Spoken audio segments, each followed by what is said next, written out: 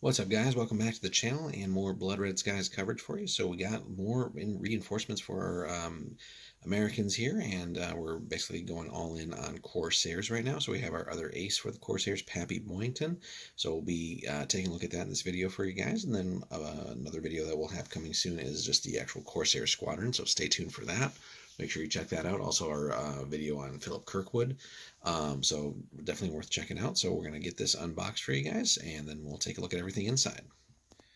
Alrighty, guys, we are back. We got everything opened up here for Pappy Boyington. So as normal, of course, we get our base and the extended base here because we are dealing with a metal plane again. So Corsairs are one of the all metal releases, even the regular squadron, of course.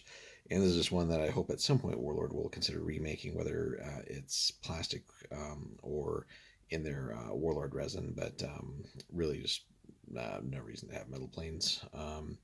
The resin ones are just fine. But anyway, pretty good detail, of course. So it's just a question of like the having to deal with the extra weight and potentially depending on how you mount it on the flying disc and all that, and just having to have these extra oversized ones does often lead to some busy tabletops. Interestingly, compared to the other box set, the Philip Kirkwood one, in that one we got two different sets of transfers. Here we just have the one, so I don't know why one got double and slightly different sizes, and then this one just has the one, so it could be a packaging issue. And then interestingly, I just noticed this too after getting everything open and sorted. So again, we did pick up Philip Kirkwood and all that, and that's a separate video. Check that out, guys. But unfortunately, in our Pappy Boyington box here, we have a Philip Kirkwood pilot disc, and flipping it over, it's just the generic on the other side, of course. So we don't have the correct flight disc. That's a unfortunate one. We'll have to see if we can get that sent out to us. But anyway, moving on. Of course, again, the Corsair, fantastic plane. So we're gonna not spend so much time on it in this video, but definitely check out our squadron unboxing for some more thoughts on that. But really, this thing is a beast, right? Great firepower, maneuverability is good. And it's above average. Well, I should say it's average, but it's not a 3, which is like really getting the super maneuverable planes, but it doesn't need to be because it's just it's going to just shoot stuff down, and it's got the speed to get where it needs to. Speed is often just as good as just being that extra maneuverable. So if you can get into positions that other planes can't, and you can't be shot, then you don't really need to be all that maneuverable.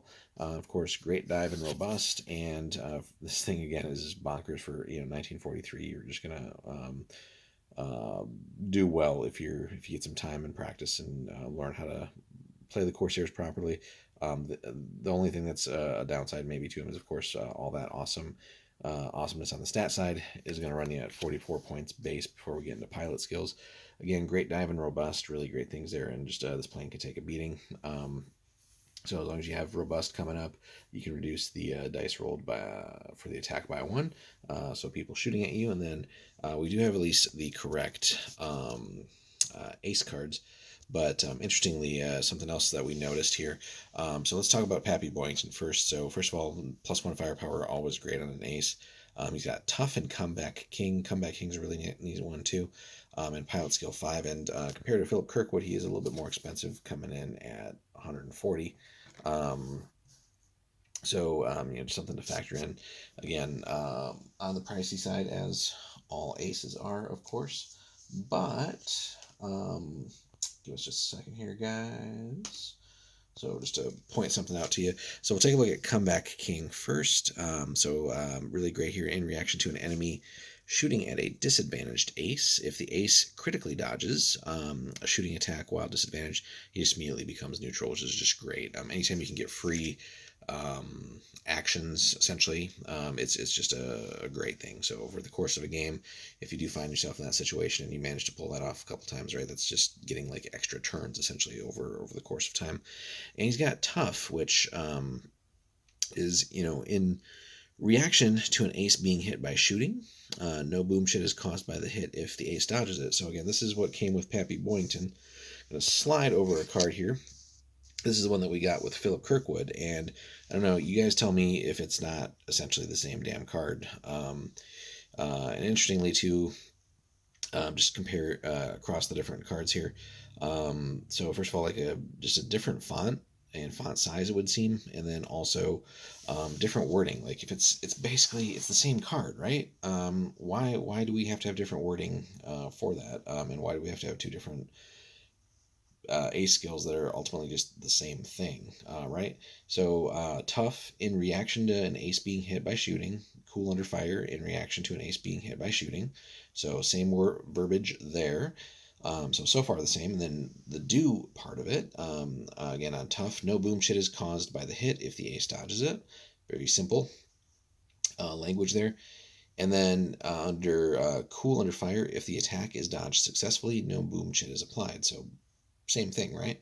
So I don't know which wording you guys prefer. I do feel like tough is pretty is better, but I mean it's debatable. But at least to my mind here, at least these seem like they're exactly the same thing. I don't know if we really do need two different things. Maybe we could have come up with something else as far as rules go for them, or ace skills, I should say. But anyway, just something I noticed after working on both of these kits here real quick. And other than that, again, basically look the same. So just interesting again that we have two different things that are just, or sorry, two things that are essentially the same, but just worded slightly differently. But overall, again, both of these aces, Kirkwood or Pappy, are just fantastic. And again, if you can master the Corsair and just avoid,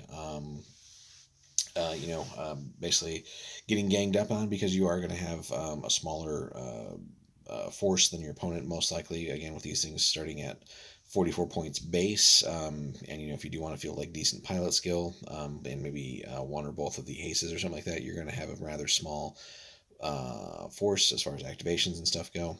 But on the other hand, these Corsairs are just fantastic. So if you can work something like a some sort of wingman, and just kind of make smart decisions here, you're going to start dropping enemy planes pretty quick, as long as the dice aren't horrible. And once you start evening things out, where it's equal number of planes, and just keep doing your thing, you're just going to keep whittling the opponent down. There's a few things that are just going to stand up to the Corsair here, especially if you're playing like exactly 1943 only, for example. Just it's superlative, really. So just a fantastic all-around plane. Let us know in the comments, guys, what you think. Did your Pappy Boyington box actually come with a Pappy Boyington disc? Be interesting to hear if there were multiple packaging issues. But yeah, just definitely also want to hear about you guys' experience, whether you played with him or against him. Did you leave him in a Corsair? Did you put him in a different fighter? Again, he can not just be stuck in a Corsair. You could certainly try out other single engine fighters for him. So something that not everybody always remembers. The aces don't always have to be in the plane that they came with. As long as you meet the requirements there. But yeah, let us know your battle experience with or against Pappy here, and look out for our other video on the F4 Corsair Squadron itself. And definitely hit that like and subscribe button, guys. It really helps support the channel. The more we grow, the more great content we can keep delivering for you guys. Also, if you want to support the channel a little bit more, head over to the link in the description there. If you guys pick up anything at Warlord from that link, then that also will help support the channel a little bit. So we really do appreciate everybody who has been doing that. In the meantime, thanks again so much, guys. I hope you enjoyed. Stay safe. We'll see you in the next one.